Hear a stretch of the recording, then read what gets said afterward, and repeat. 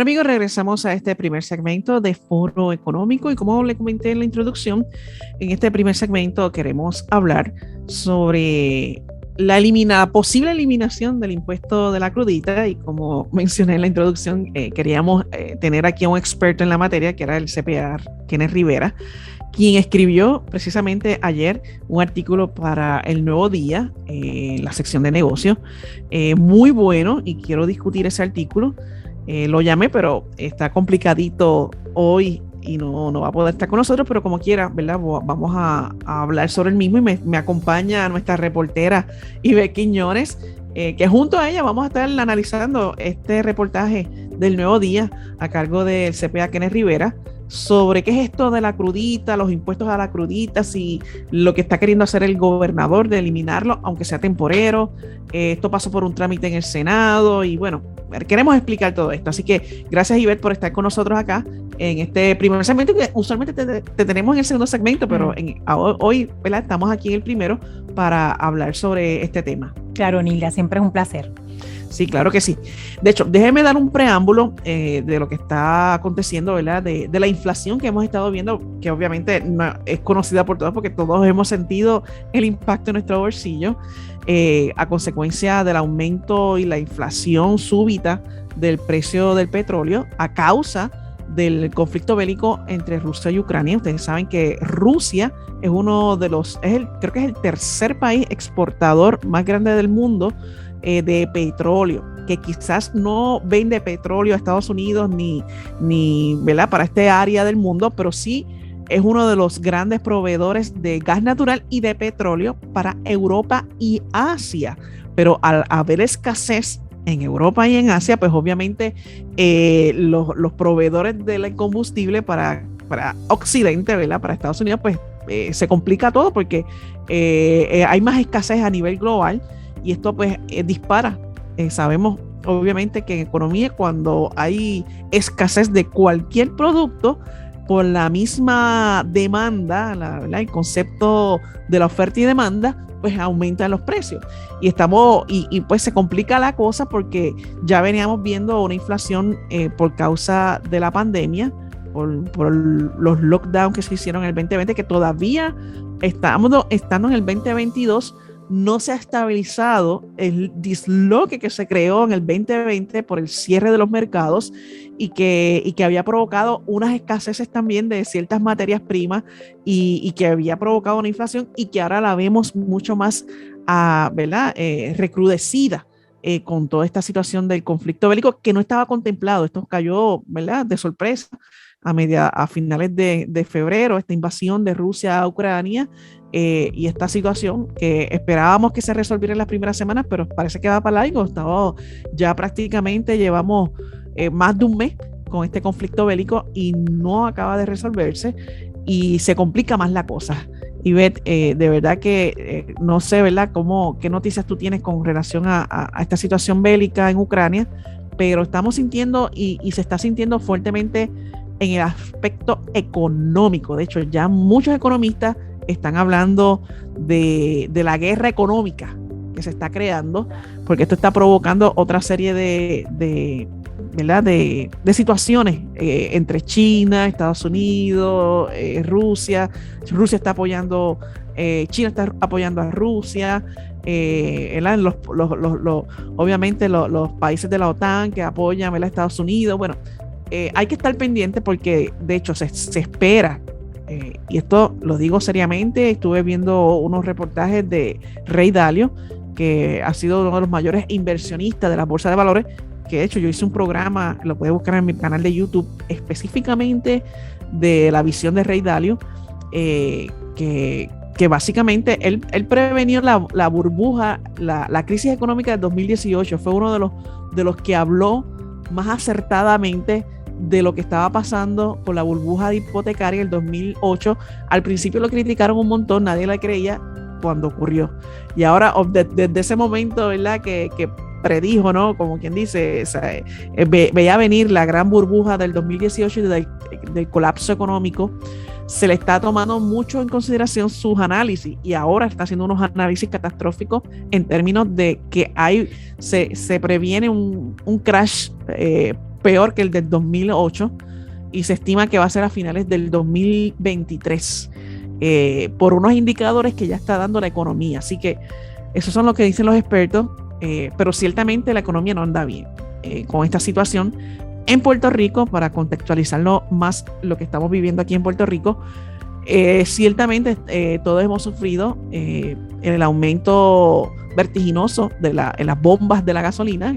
Aquí se vende por litro versus en Estados Unidos que es por galón, y obviamente ya está en uno, bueno, yo eché gasolina ayer a uno 3 o 4, obviamente estaba más alta, bajó un poquito, pero no ha bajado del 1, de $1 el litro, así que y ciertamente me dura menos. O sea, yo antes echaba una vez a la semana, tengo que echar 2 y estoy pagando el doble realmente. Sí, yo también eché un poquito más cara porque tiendo a ir a una estación de gasolina de esas de símbolos amarillos y siempre he intentado echarle esa clase de gasolina, pero en el caso mío ha estado fluctuante. Yo he notado que esa gasolinera que siempre voy ha estado entre 1.6, 1.9, baja otra vez a 1.6, vuelve y sube 1.9. O sea, hay un juego ahí, ¿no? De unos centavos. El hecho es que, como tú mencionas, Nilda, no he estado teniendo que ir más de una vez. Mi carro es económico y yo no hago muchos viajes de distancias largas, pero he estado teniendo que ir más de una vez porque en efecto no está rindiendo la gasolina y porque pues el gasto en el bolsillo es un boquete fuerte, sobre todo la gasolina y más aún la luz eléctrica. En la luz me llegaron, comentaba yo fuera del aire, $10 más este mes, eso sin haber empezado, sin que la factura contemple lo que es el aumento que se registró el pasado viernes 1 de abril, claro, que ya nos dan a conocer pues que es un aumento de 3 puntos tanto y es hasta el verano de este año, que en el verano tú sabes cómo se consumen los aires acondicionados. El año pasado hubo hasta un apagón porque todo el mundo generó y entonces claro, y agradeciendo que no fue la cantidad que pidió Luma, fue por debajo el aumento de la cantidad que aprobó el negociado de energía. Así que está fuerte, se siente incluso salir a comer a un sitio. Nilda, de hecho, se siente bien fuerte. Si el petróleo aumenta, es una materia prima, la luz aumenta, todos los derivados, ¿verdad? Los restaurantes, claro, la comida aumenta. Sí, esto también, la guerra bélica entre Rusia y Ucrania está creando una escasez de ciertos alimentos, especialmente derivados de trigo. Sí, correcto. Que son yo no sabía que Rusia y Ucrania, ambos son de los grandes exportadores a nivel global de trigo. Y obviamente el trigo también dentro de la cadena alimenticia es uno de los derivados de la materia prima, ¿verdad? Que se hacen una serie de hecho, también de artículos. En Rusia es la meca de la industria tecnológica. En Rusia también se produce, se ensambla todo lo que tiene que ver con celulares. Hace muy poco, en noviembre, recuerdo que a mi hijo se le dañó su celular y tuvimos que incurrir en otro y no llegaba el celular por la época navideña, y sí, me dieron un teléfono, yo llamé y cuando llamé resulta que la muchacha estaba en Rusia. Wow. Okay, eso fue ahora en noviembre y ella me explica que estaba en Rusia, pero que el teléfono salía de allá. Wow. Entonces yo digo, o sea, me sorprendió hasta que empecé a ver en las notas, que en las noticias que salen y los hilos noticiosos, de que en efecto Rusia es uno de los escenarios en donde la tecnología está avanzada y donde se ensambla mucho equipo tecnológico. Así que usted va a ver escasez también hasta cierto punto de equipos tecnológicos, porque era un puente. También China lo es, pero llegan a Rusia también para ensamblar otro tipo de mecanismos que le ponen a estos aparatos y a lo que son las pantallas y demás. Así que estamos hablando de que es a nivel grande. Lo que mencionaste del trigo es cierto, y del maíz es muy cierto. En los países suramericanos también se suplen de lo que es Ucrania, el maíz y el trigo de Ucrania. Estados Unidos la semana antipasada o pasada, creo, activó unos campos, unos sembradíos para poder mitigar el efecto de lo que se está dando en Ucrania con respecto a los sembradíos de estos alimentos. Y entonces ya Estados Unidos está comenzando, ¿verdad?, a trabajar con unos sembradíos de maíz y de trigo para ellos suplir la necesidad, sobre todo en Sudamérica. Wow. ¿Cómo será eso? Pues no sé, ¿verdad? Porque siempre ha habido críticas con respecto al GMO, ¿verdad? Y todas estas sustancias que le echan a los medicamentos en el área de los Estados Unidos, algunos sembradíos, para poder acelerar el crecimiento de ciertos vegetales y demás. Pero lo cierto es que Estados Unidos ya activó, ¿verdad?, unos sembradíos para suplir la demanda de lo que pudiera ser la merma del trigo y de lo que pudiera ser también lo que mencionaste del maíz. Sí, ciertamente, y yendo un poquito más a lo que es la crudita, ¿no? Quiero explicarle a nuestro público en qué consiste, ¿verdad? Hemos escuchado ese es doloroso. Ese nombre, la crudita, por la radio, la televisión, la prensa escrita. Sí. Y que vamos a explicar qué es la crudita, ¿verdad? Cómo realmente se implementó aquí en Puerto Rico. De hecho, en Puerto Rico a la gasolina se le ponen 3 impuestos. ¿Ok? Son 3. Wow, estamos pagando la gasolina más cara del mundo. Eso es así. Me temo. De hecho, el primer impuesto se puso en el año 2006 y se le puso un impuesto a través de 16 centavos por galón. O sea, se le puso el impuesto a 16 centavos por galón. ¿Ok? Se dispuso en la sección 302006 del Código de Rentas Internas. Por lo menos en el informe que hace Kenneth Rivera, el CPA Kenneth Rivera, no dice para qué se usó ese dinero de ese impuesto. Pero ese impuesto todavía desde el 2006 se sigue cobrando. Está vigente, okay. Exactamente. De hecho, este es el impuesto que está en juego ahora, que quiere el gobernador quitar por 45 días, temporariamente. Okay. Pero no tan solo eso. Y originalmente perdona que te interrumpa, Nila, originalmente ese impuesto de 16 centavos el galón fue autorizado para a su vez llevarlo hacia la autoridad de carreteras. O sea, iba a subsanar gastos de la autoridad de carreteras. Exacto. En el 2016. ¿Sí? No, ese fue el primero, por eso. Que es del 2006. Del 2006, correcto. Del 2006. Correcto. Del 2006, luego, correcto. En el año 2013. 7 años después. Exacto. Imponen otro impuesto, que ese es el que se llama la crudita 1, que no es la primera, pero se le llama la crudita 1. Porque ya el primero era impuesto de 16 centavos. Ahora, esta crudita 1 impone un impuesto de $9.25 por barril de combustible. O sea, ya no es al galón, sino es al barril. Y no es un por ciento, sino es un impuesto de 9.25. Ahora, en un barril hace 42 galones. O sea, que eso hay que, para cogerle, ¿verdad?, la matemática por galón, pues hay que dividirlo por 42. Dividido entre 42. ¿Ok? Este impuesto, como mencioné, pues lo adopta la Ley 31 del 2013, pero no tan solo eso. Se crea otro impuesto que es la crudita 2, que es el tercer impuesto, pero se le llama la crudita 2, que impone un arbitrio de 6.25 por barril. También fue al barril.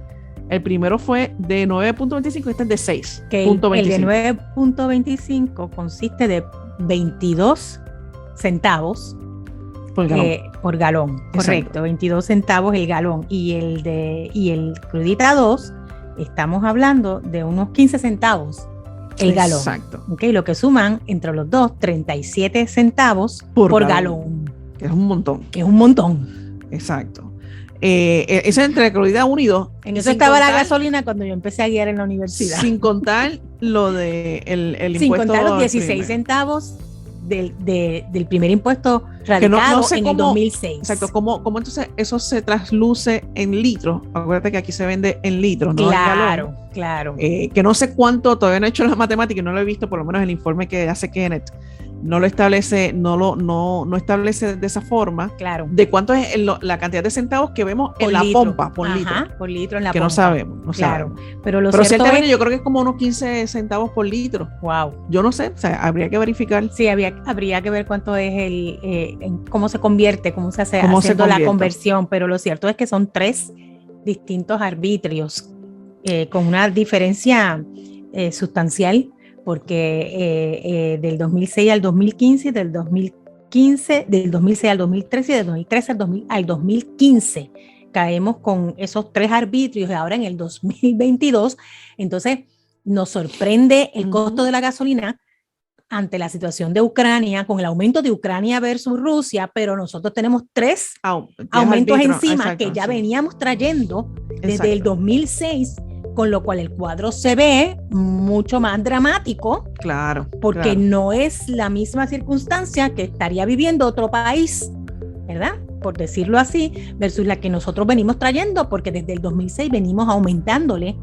al precio una serie de impuestos y ahora nos sorprende o nos explota, ¿no? De frente lo que es este conflicto bélico y entonces triplican y nos están vendiendo una gasolina a precio de oro. Exactamente. De hecho, los recaudos del arbitrio y de la crudita 1 se transfieren por ley a la Autoridad de Carreteras y Transportación para sus operaciones. O sea, esos 2 arbitrios, el primero, ¿verdad? Que es el arbitrio de 16 centavos. Exacto. Y la crudita 1, ambos van para la Autoridad de Carretera.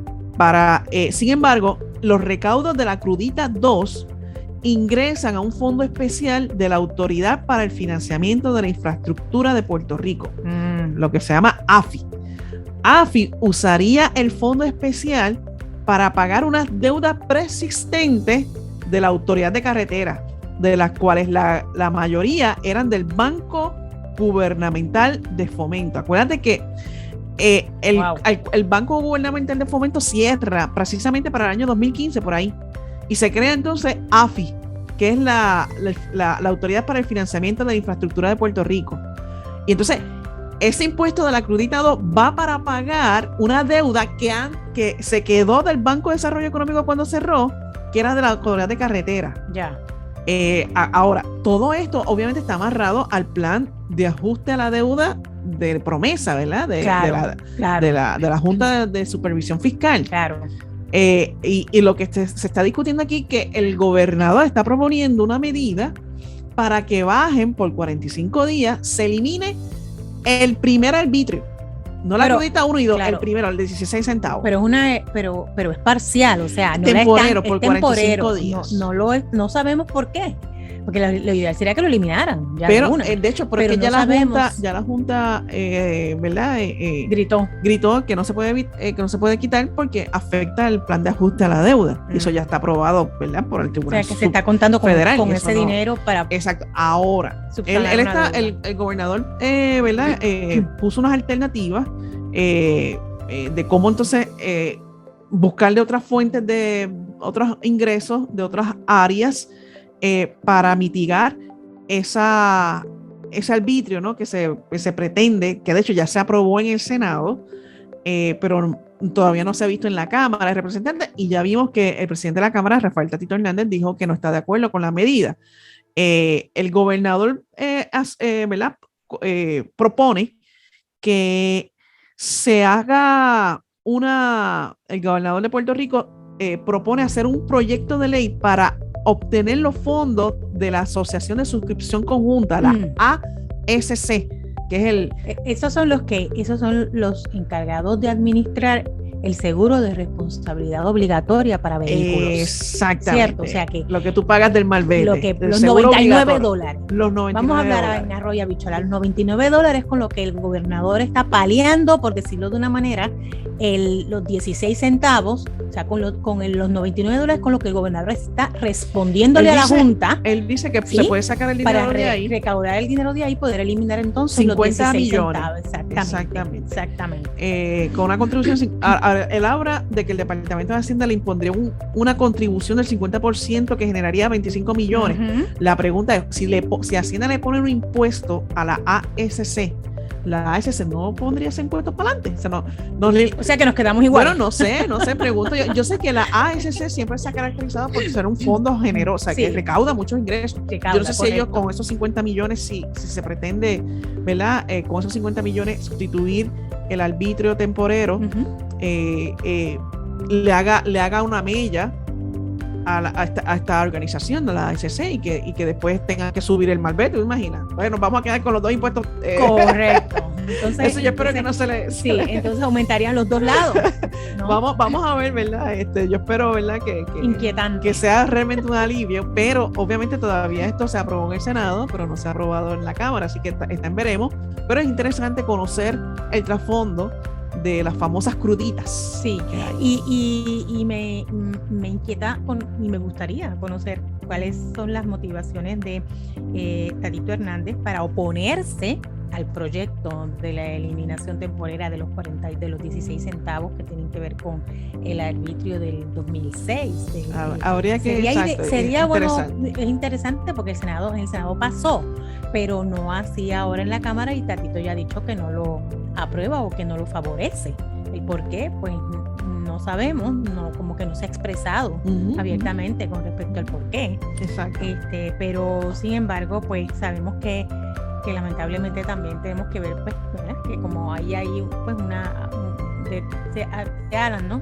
De lado y lado, tanto el hemiciclo como el ejecutivo, y nosotros en el medio del asunto, pues hay que ver cómo se desarrollan los eventos.